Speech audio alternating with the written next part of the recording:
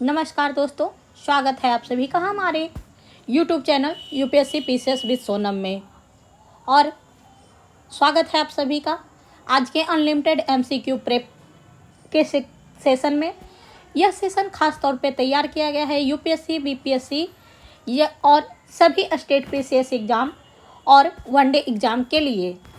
आज की क्लासेस में हम मोस्ट एक्सपेक्टेड एमसीक्यू की प्रैक्टिस करेंगे, साथ ही पीवाईक्यू ट्रेंड्स बेस्ड क्वेश्चन और कॉन्सेप्ट प्लस ट्रिक के साथ स्मार्ट रिवीजन भी करेंगे, ताकि कम समय में आपका मैक्सिमम रिवीजन हो और आपकी एक्यूरेसी बूस्ट हो। तो चलिए बिना समय गवाए शुरू करते हैं आज का हमारा ये session. Let's crack it together. आज का इससे पहले के सेशन में हमने 1 से लेकर के 50 तक के एमसीक्यू को करवा दिया है। ऑलमोस्ट ये एक तरह का टेस्ट सीरीज है जिसमें हम पर डे 50 क्वेश्चन का प्रैक्टिस करते हैं। तो 1 से 50 तक के हमने कंप्लीट करवा दिया है पिछले सेशन में। आज 51 से 100 तक का कंप्लीट करेंगे। तो चलिए शुरू करते हैं आज का हमारा ये सेशन। और आज का पहला प्रश्न है, भारतीय संविधान के केंद्र और राज्यों के बीच शक्तियों के बंटवारे की व्यवस्था निम्नलिखित में से किस योजना में की गई है? मोडलो मिंटो सुधार 1909 में, मांटेग्यू चेम्सफोर्ड अधिनियम 1919 में, भारत सरकार अधिनियम 1935 में या भारतीय स्वतंत्रता अधिनियम 1947 में। तो इसमें से कहा गया है कि केंद्र और राज्य के बीच शक्तियों की बंटवारे की बात। तो केंद्र और राज्य के बीच शक्तियों की बंटवारे की बात भारत सरकार अधिनियम 1935 में किया गया। इसके तहत संघीय प्रणाली एवं शक्तियों का विभाजन की नींव रखी गई। संघीय प्रणाली एवं शक्ति का विभाजन।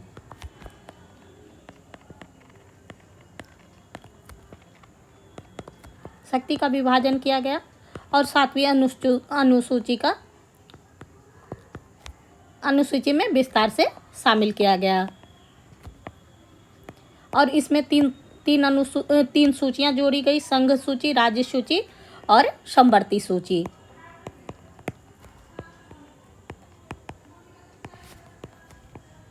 संघ, राज्य और समवर्ती।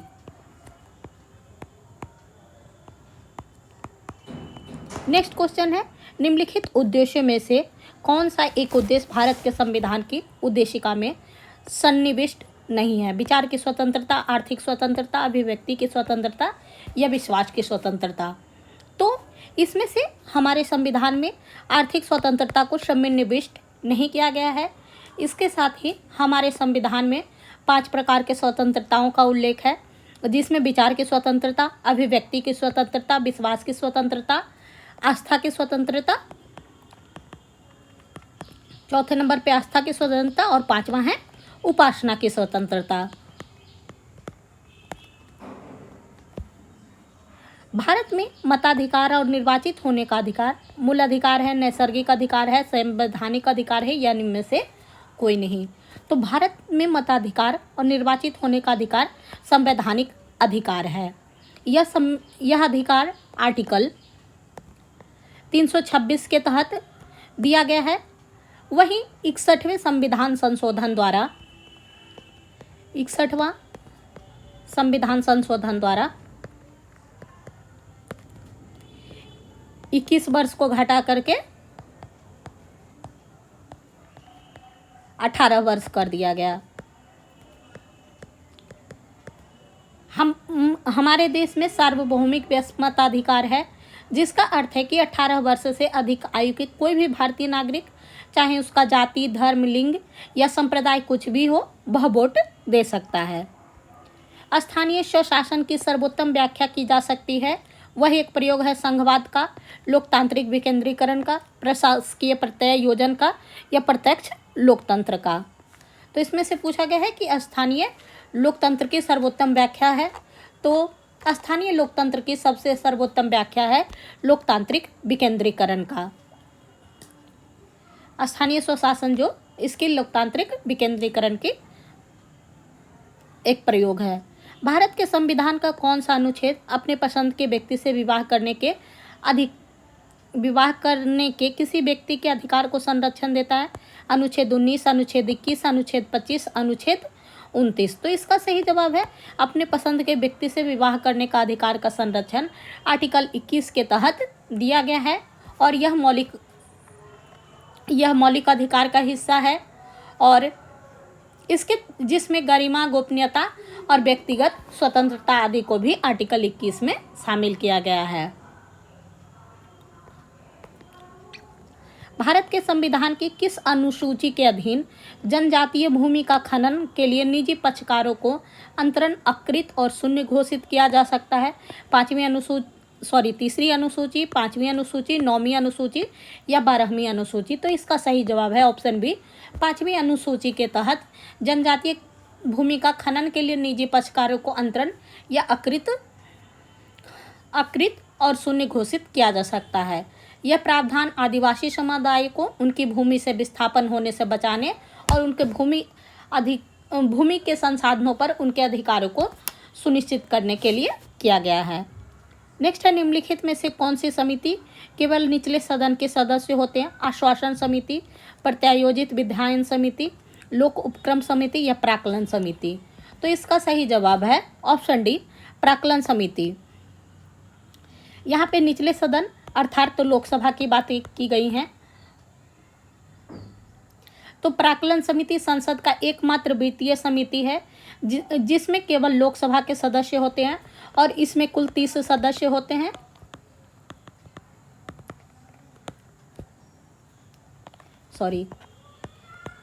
इसमें कुल 30 सदस्य होते हैं। वहीं लोक उपक्रम समिति में कुल 22 सदस्य होते हैं जिसमें 15 लोकसभा से और 7 राज्यसभा से। और प्रत्यायोजित विधायन समिति में दोनों सदनों के सदस्य होते हैं, यानी कि प्रत्येक सदन से 15-15 सदस्य होते हैं। और आश्वासन समिति में भी लोकसभा और राज्यसभा दोनों के सदस्य होते हैं जिसमें लोकसभा के 15 और राज्यसभा के 10 सदस्य होते हैं। अखिल भारतीय सेवा के सदस्यों की सेवा शर्तों का निर्धारण कौन करता है? भारत के राष्ट्रपति, भारतीय संविधान, भारतीय संसद या संघ लोक सेवा आयोग? तो इसका सही जवाब है ऑप्शन सी, अखिल भारतीय सेवा के सदस्यों की सेवा शर्तों का निर्धारण भारतीय संसद करती है और यह सांसद ने इस के लिए अखिल भारतीय सेवा अधिनियम 1951 को अधिनियमित किया जो इन सेवाओं के नियम और सेवा शर्तों को नियंत्रित करता है। नेक्स्ट है, राज्य के राज्यपाल से संबंधित निम्नलिखित में से कौन सा कथन सही है? राज्य की कार्यकारी शक्ति राज्यपाल को प्राप्त होती है, उसे 35 वर्ष की आयु से कम नहीं होना चाहिए, वह राष्ट्रपति की सहमति से अपना पद पर बना रह सकता है, राज्यपाल को पदच्युत करने का उल्लेख संविधान में किया गया है। तो इसमें से पूछा गया है कि कौन सा कथन सही है? तो कथन एक सही है। इसका वर्णन आर्टिकल 154 में किया गया है कि राज्य की समस्त कार्यकारी शक्ति राज्यपाल में निहित होगी। वहीं आर्टिकल 157 में राज्यपाल के नियुक्त होने के लिए व्यक्ति की न्यूनतम आयु 35 वर्ष और साथ ही भारत का नागरिक होना चाहिए।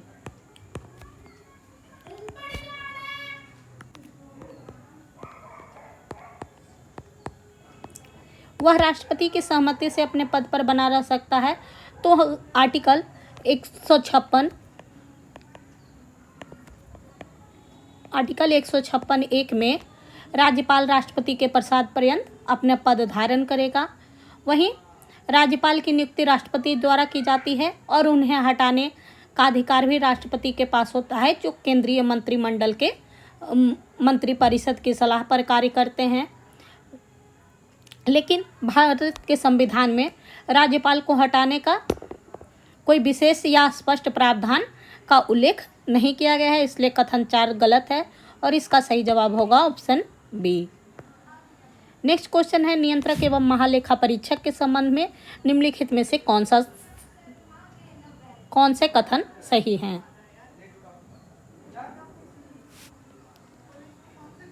वह केवल संसद के प्रति उत्तरदायी होता है, वह किसी कर के निवल प्राप्तियों को प्रमाणित करता है, वह राज्य सरकार के लेखाओं का संकलन और अनुरक्षण करता है, भारत की संचित निधि से धन की निकासी पर उसका नियंत्रण होता है।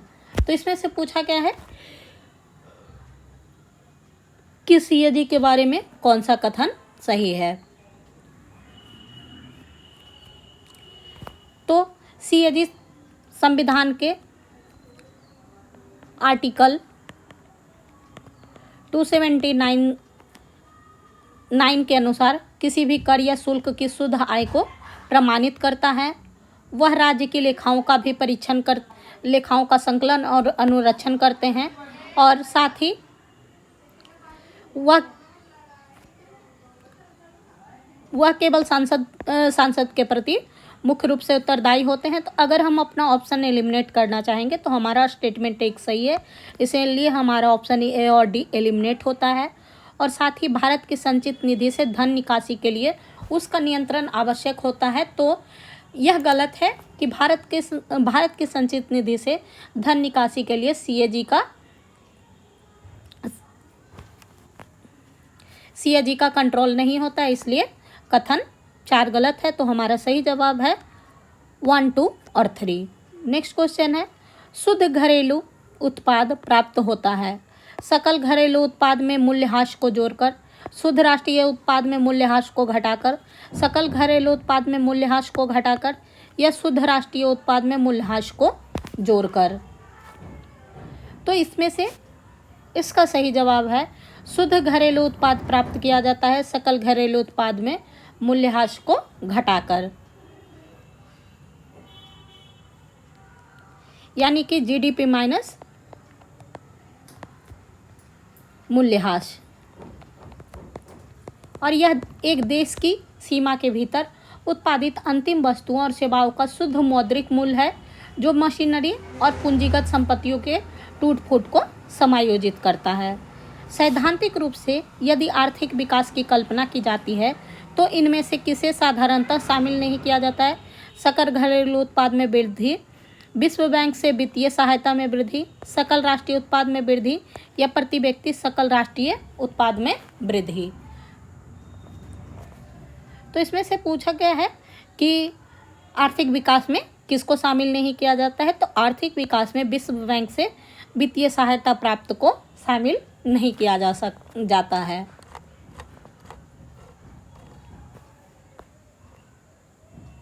बारहवीं पंचवर्षीय योजना का मुख्य उद्देश्य क्या था। समावेशी विकास और गरीबी न्यूनीकरण, समावेशी और धारणीय विकास, बेरोजगारी घटाने हेतु धारणीय एवं समावेशी विकास, तीव्रतर धारणीय एवं और अधिक समावेशी विकास। तो इसका सही जवाब है ऑप्शन डी, तीव्रतर धारणीय एवं और अधिक समावेशी विकास 12वीं पंचवर्षीय योजना का मुख्य उद्देश्य था और इसमें विकास दर का लक्ष्य 8% था। नेक्स्ट है मुद्रास्फीति के विषय में असत्य कथन है। मुद्रास्फीति अंकित करता है कि वस्तु समूह की कीमतों में वृद्धि बिंदु से बिंदु आधार पर हो रही है। भारत में मुद्रास्फीति की दर की गणना थोक मूल्य सूचकांक के आधार पर की जाती है। मुद्रास्फीति के माप के लिए कुछ वस्तुओं की खुदरा कीमतों का भी ध्यान रखा जाता है। मुद्रास्फीति की दर के नीचे जाने का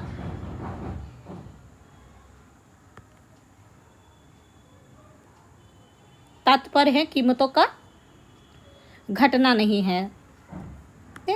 असत्य कथन भी है। भारत में मुद्रास्फीति दर की गणना थोक मूल्य सूचकांक पर नहीं बल्कि सीपीआई यानी उपभोक्ता मूल्य सूचकांक पे की जाती है। सीआरआर में वृद्धि होने से अर्थव्यवस्था पर निम्नलिखित में से कौन सा प्रभाव होंगे। बैंकों की ऋण देने की क्षमता में वृद्धि होगी, बैंकों की ऋण देने की क्षमता में कमी आएगी, तरलता में वृद्धि होगी या ब्याज दरों में कमी आएगी। तो इसमें से कहा गया है कि सीआरआर में वृद्धि होने से अर्थव्यवस्था पर मुख्य रूप से नकारात्मक या संकुचनकारी प्रभाव पड़ते हैं। जब आरबीआई सीआरआर को बढ़ाता है तो वाणिज्यिक बैंक को अपनी जमा राशि का एक बड़ा हिस्सा आरबीआई के पास नगद रखना पड़ता है,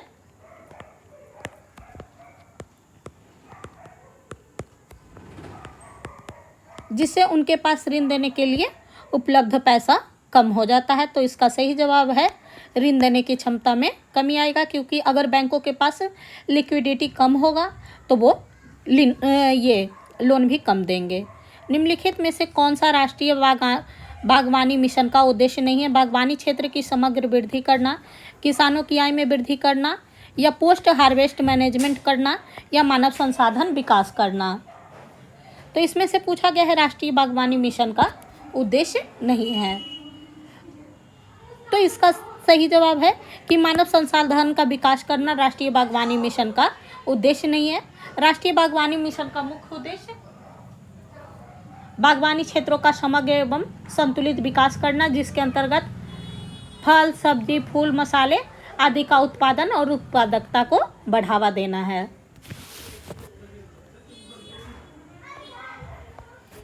किसी कर को किस स्थिति में प्रतिगामी कहा जाएगा? इसका भार अमीरों व गरीबों दोनों पर समान पड़ता है। अमीरों की तुलना में गरीबों पर कम पड़ता है, अमीरों की तुलना में गरीबों पर अधिक पड़ता है, या इनमें से कोई नहीं। तो प्रतिगामी कर यानी कि रेग्रेसिव टैक्स। तो इसका सही जवाब है अमीरों की तुलना में गरीबों पर अधिक पड़ता है। प्रतिगामी कर वह कर होता है जिसमें कर का भार आय के अनुपात में समान नहीं रहता। इस प्रकार के कर में गरीब वर्ग पर अपेक्षाकृत अधिक भार पड़ता है। वहीं गरीब व्यक्ति अपनी आय का बड़ा हिस्सा कर के रूप में चुकाता है, जबकि अमीर व्यक्ति अपनी आय का एक छोटा सा हिस्सा कर के रूप में चुकाता है।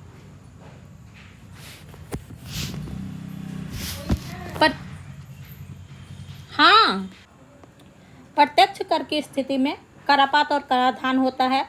दो विभिन्न व्यक्तियों पर, एक ही व्यक्ति पर, दूसरे अन्य व्यक्ति पर, या उस विभाग पर जो कर लेता है। तो इसका सही जवाब है कि प्रत्यक्ष कर की स्थिति में करापात और कराधान एक ही व्यक्ति पर होता है। प्रत्यक्ष कर वह कर होता है जिसमें कर का भार और कर का भुगतान करने वाला व्यक्ति एक ही होता है। इसे ही करापात और कराधान का एक व्यक्ति पर होना कहा जाता है। जैसे कि आयकर में वही व्यक्ति कर देता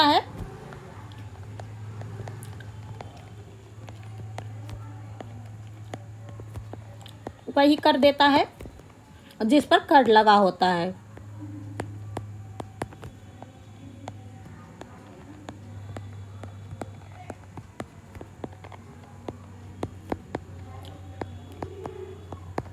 नेक्स्ट है, निम्नलिखित में से किस सड़क का निर्माण शेरशाह के द्वारा नहीं किया गया था? तो बंगाल से सिंध तक, आगरा से बुरहानपुर तक, आगरा से चित्तौड़ तक, ये उपयुक्त में से कोई नहीं। तो इसका सही जवाब है ऑप्शन डी, उपयुक्त में से कोई नहीं का निर्माण शेरशाह सूरी द्वारा ग्रैंड ट्रंक रोड यानी कि जिसे सड़क के आजम के नाम से जाना जाता है, इसका निर्माण किया गया था।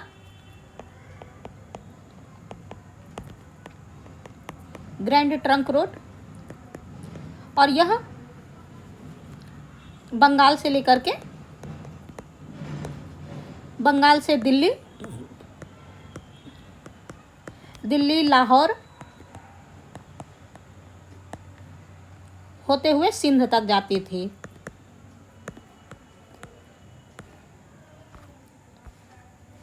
अंग्रेजों द्वारा पटना में अपनी पहली फैक्ट्री कब स्थापित किया गया था? 1618 में, 1620 में, 1622 में, या 1624 में? तो अंग्रेजों द्वारा पटना में पहली फैक्ट्री की स्थापना 1612 ईस्वी में।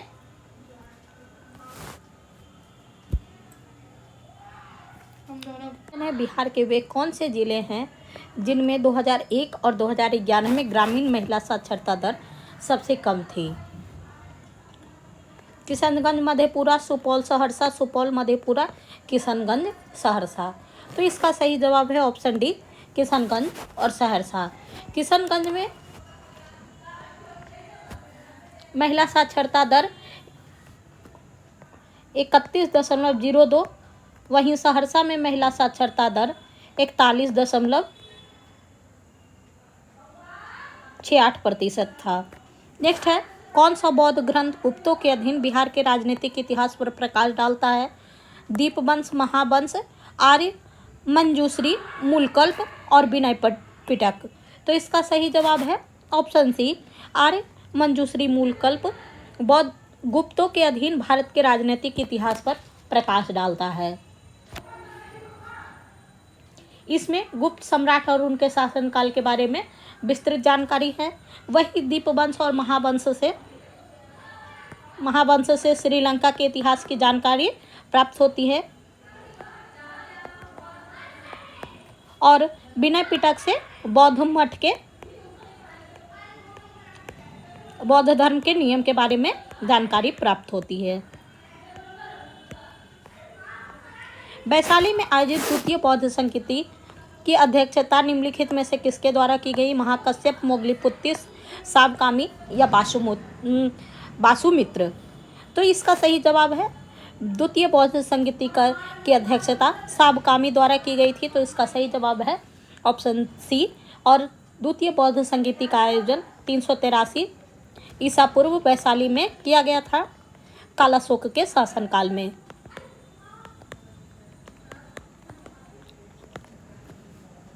इस संगति का मुख्य उद्देश्य विनय पिटक के कुछ नियम पर वैशाली के भिक्षुओं और पश्चिम भिक्षुओं के बीच मतभेद को सुलझाना था। वही प्रथम बौद्ध संगति की अध्यक्षता महाकश्यप ने की थी और मोगलीपुत्तिस ने थर्ड बौद्ध संगति की अध्यक्षता की थी। वहीं वासुमित्र ने फोर्थ बौद्ध संगति की अध्यक्षता की थी। 1857 की क्रांति में सर्वप्रथम विद्रोह तत्कालीन बिहार के किन क्षेत्रों में देखा गया? रोहिणी, पटना सिटी, आरा या जगदीशपुर। तो इसका सही जवाब है ऑप्शन ए रोहिणी में। और वर्तमान में रोहिणी देवघर में एक गांव है। नेक्स्ट है बिहार के भूगर्भिक संरचना के संदर्भ में निम्नलिखित कथनों पर विचार करें। धारवार क्रम की चट्टानों का निर्माण प्री कैम्ब्रियन युग में हुआ था। तृतीयक शैल का विस्तार चंपारण जिले में है। विंध्य क्रम की चट्टानों का विस्तार बिहार में नहीं है और बिहार के मैदानी क्षेत्र में चतुर्थक चट्टानें पाई जाती है। तो उपरोक्त में से कौन सा कथन सत्य है? तो इसमें से कथन एक सत्य है कि धारवार क्रम की चट्टानों का निर्माण प्री कैम्ब्रियन युग अर्थात आर्कियन काल में हुआ था और तृतीय क्रम के शैलों का विस्तार बिहार के चंपारण जिले में पाया जाता है और इसका निर्माण तेथिस सागर के मलबे से हिमालय के उत्थान के दौरान हुआ था। वहीं कथन 3 विंध्यन क्रम के चट्टानों का विस्तार बिहार में नहीं है। तो कथन 3 गलत है। विंध्यन क्रम की चट्टानों का विस्तार बिहार में है। वहीं बिहार के मैदानी क्षेत्र में चतुर्थक चट्टानें पाई जाती हैं। तो कथन 4 भी सत्य है। तो इसका सही जवाब है ऑप्शन सी केवल 1, 2 और 4। नेक्स्ट है निम्नलिखित में से कौन सी नदियां उत्तरी बिहार के मैदान में प्रवाहित नहीं होती है? तो बूढ़ी गंडक, पुनपुन, घाघरा। तो इसका सही जवाब है ऑप्शन सी पुनपुन उत्तरी बिहार के मैदान में प्रवाहित नहीं होती है। पुनपुन दक्षिण बिहार की प्रमुख नदियां हैं और इसका उद्गम क्षेत्र पलामू जिले में झारखंड में है। और पुनपुन बिहार के औरंगाबाद,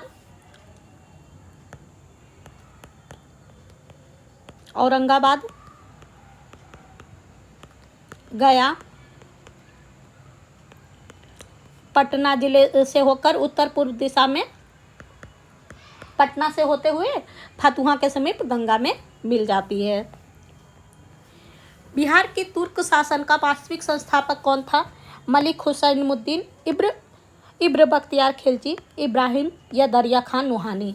तो इसका सही जवाब है ऑप्शन बी इब्र बख्तियार खिलजी बिहार में तुर्की शासन का वास्तविक संस्थापक था और यह कुतुबुद्दीन ऐबक का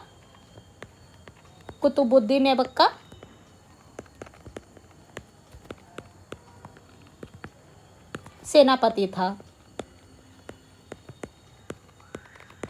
नेक्स्ट है इनमें से कौन सा मिलान गलत है? तो ककोला जलप्रपात नवादा जिले में स्थित है।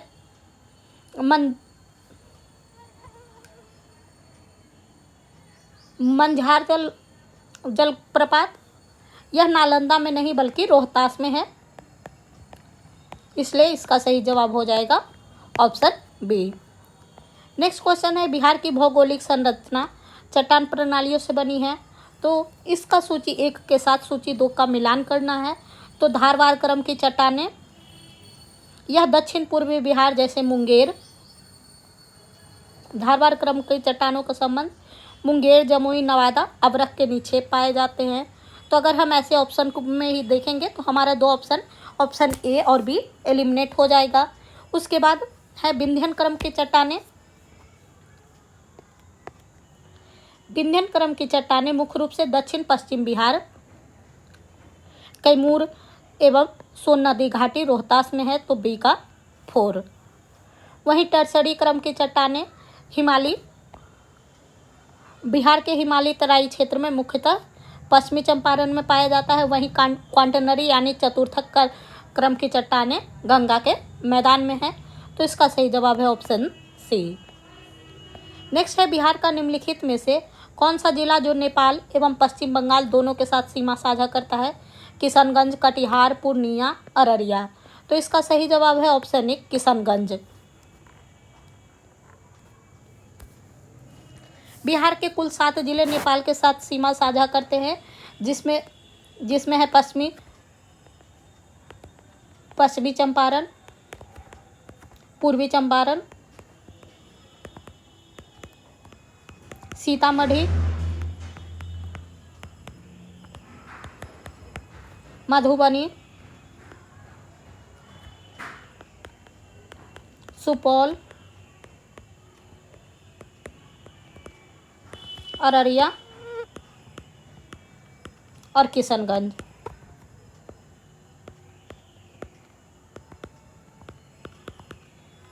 नेक्स्ट है, बिहार बजट 2026-27 3 फरवरी 2026 को पेश किया गया, जिसका आकार था 3,40,596.07 करोड़ रुपया। 3,45,874.05 करोड़। ऑप्शन सी 3,47,579.76 करोड़ रुपया, या ऑप्शन डी 3,49,589 करोड़ रुपया। तो इसका सही जवाब है ऑप्शन सी 3,47,889.76 करोड़ रुपया।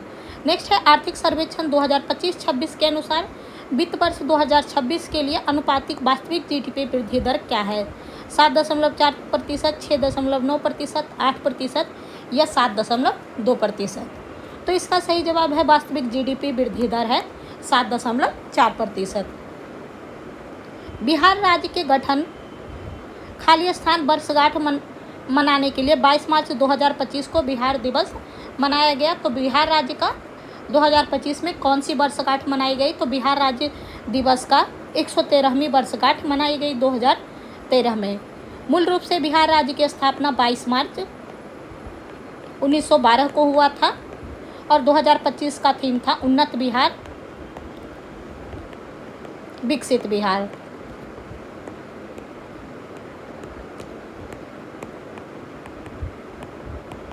नेक्स्ट क्वेश्चन है, खेलो इंडिया पैरा गेम्स 2025 का आयोजन 20 से 27 मार्च 2025 तक किस शहर में किया जाएगा? बेंगलोर, मुंबई, नई दिल्ली, हैदराबाद। तो इसका सही जवाब है ऑप्शन सी, खेलो इंडिया पैरा गेम्स 2025 का आयोजन नई दिल्ली में किया जाएगा।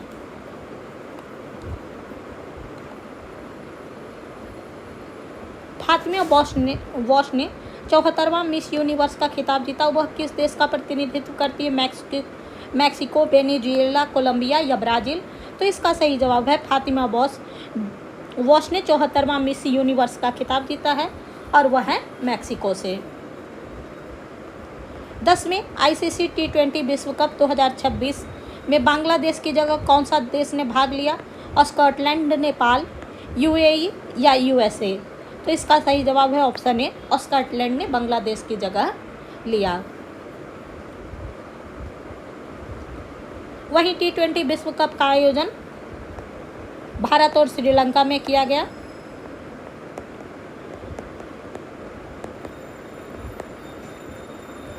टाइफून बुलोई निम्नलिखित में से किस देश में जानमाल का भारी नुकसान और व्यापक विनाश किया? वियतनाम, जॉर्डन, कंबोडिया या चीन। तो इसका सही जवाब है टाइफून बुलोई ने कंबोडिया में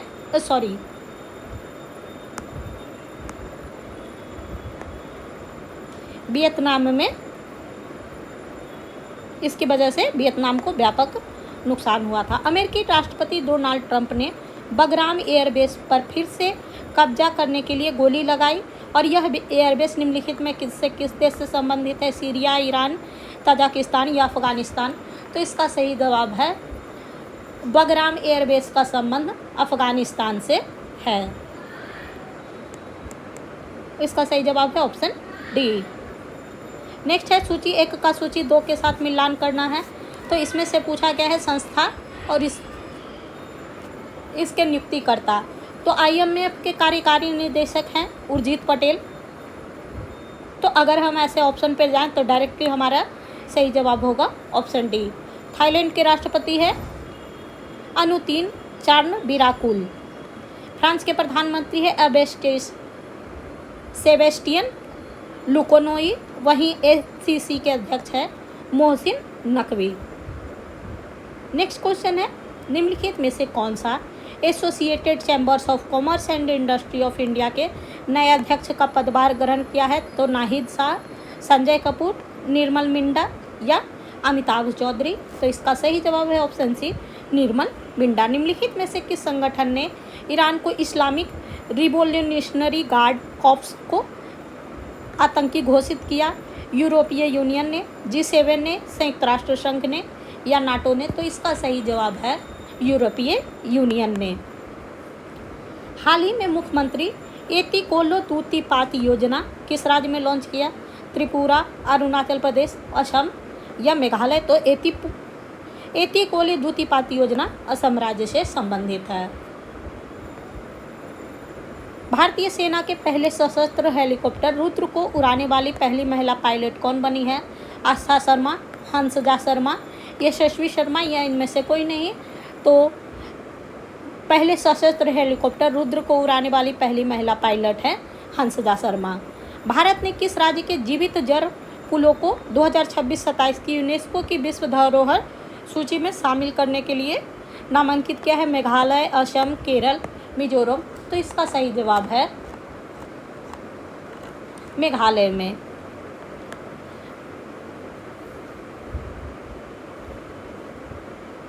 पूर्वोत्तर राज्य की खासी और जयंतिया की जल पुल एक जीवंत सांस्कृतिक परिदृश्य का प्रतिनिधित्व करती है, जिसे सदियों से खासी और जयंती समुदाय द्वारा आकार दिया गया था और इस पुलों का निर्माण सदियों से रबर के अंजीर के पेड़ की जड़ को मोड़कर किया जा रहा है। नेक्स्ट क्वेश्चन है किस राज्य ने BR अम्बेडकर की 135वीं जयंती के अवसर पर शून्य गरीबी मिशन की शुरुआत की, जिसका उद्देश्य प्रत्येक वंचित परिवारों को गरीबी रेखा से ऊपर उठाना है? तो इसका सही जवाब है ऑप्शन डी, उत्तर प्रदेश ने। हाल ही में किस राज्य ने 2026 में कृषि वर्ष के रूप में घोषित किया है? तो मध्य प्रदेश, महाराष्ट्र, गुजरात या इनमें से कोई नहीं? तो इसका सही जवाब है ऑप्शन ए, मध्य प्रदेश ने 2026 को कृषि वर्ष के रूप में मनाने की घोषणा की है। इसका उद्देश्य समृद्ध किसान और समृद्ध राज्य की थीम के तहत किसानों की आय बढ़ाना और कृषि को आधुनिक बनाना है। 77वें गणतंत्र दिवस 2026 परेड में किस राज्य की झांकी को सर्वश्रेष्ठ झांकी के रूप में चुना गया? तो बिहार, उत्तर प्रदेश, मध्य प्रदेश या महाराष्ट्र? तो इसका सही जवाब है ऑप्शन डी, महाराष्ट्र के। गणतंत्र दिवस 2026 में गणेशोत्सव को प्रदर्शित करने वाली झांकी महाराष्ट्र और केंद्र शासित प्रदेशों में श्रेष्ठ पुरस्कार जीता। नेक्स्ट है भारत और यूरोपीय यूनियन के बीच फ्री ट्रेड एग्रीमेंट, जिसे मदर ऑफ ऑल डील्स कहा गया है, वह कब शुरू हुआ? तो 27 जनवरी 2026 को, 2 फरवरी 2026 को, 10 फरवरी 2026 को या 28 फरवरी 2026 को? तो इसका सही जवाब है ऑप्शन ए, 27 जनवरी 2026 को। भारत और यूरोपीय यूनियन के बीच 18 वर्षों की लंबी बातचीत के बाद यह फ्री ट्रेड एग्रीमेंट हो गया है, जिसे मदर ऑफ ऑल डील कहा गया है और यह समझौता पूर्ण रूप से 2027 से लागू किया जाएगा। आज का हमारा सेकेंड लास्ट क्वेश्चन है, हाल ही में किसे स्कॉच पुरस्कार 2025 से सम्मानित किया गया है? तो DRDO को, CDAC को, CDOT को या इसरो को? तो इसका सही जवाब है ऑप्शन सी, C.co।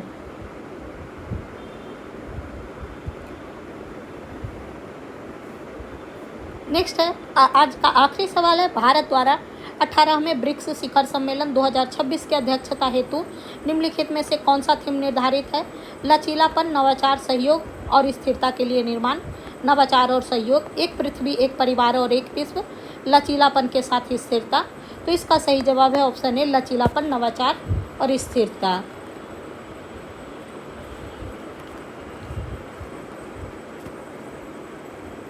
ब्रिक्स शिखर सम्मेलन का आयोजन भी भारत में हुआ था और यह शिखर सम्मेलन चौथी बार भारत इसकी अध्यक्षता करने जा रहा है। तो दोस्तों, आज का हमारा ये सेशन यहीं पे समाप्त होता है। मुझे उम्मीद है आपने इस सेशन से बहुत कुछ सीखा होगा, और अगर आपको कोई कुछ और क्यूरीज है या किसी भी तरह की और क्लासेस चाहिए तो कृपया कर आप कमेंट बॉक्स में कमेंट कर सकते हैं, और अगर आप हमारे चैनल पर नए हैं तो कृपया कर चैनल को सब्सक्राइब करना ना भूलें। तो चलिए मिलते हैं फिर अगले सेशन में, तब तक के लिए पढ़ते रहें, आगे बढ़ते रहें। Bye bye.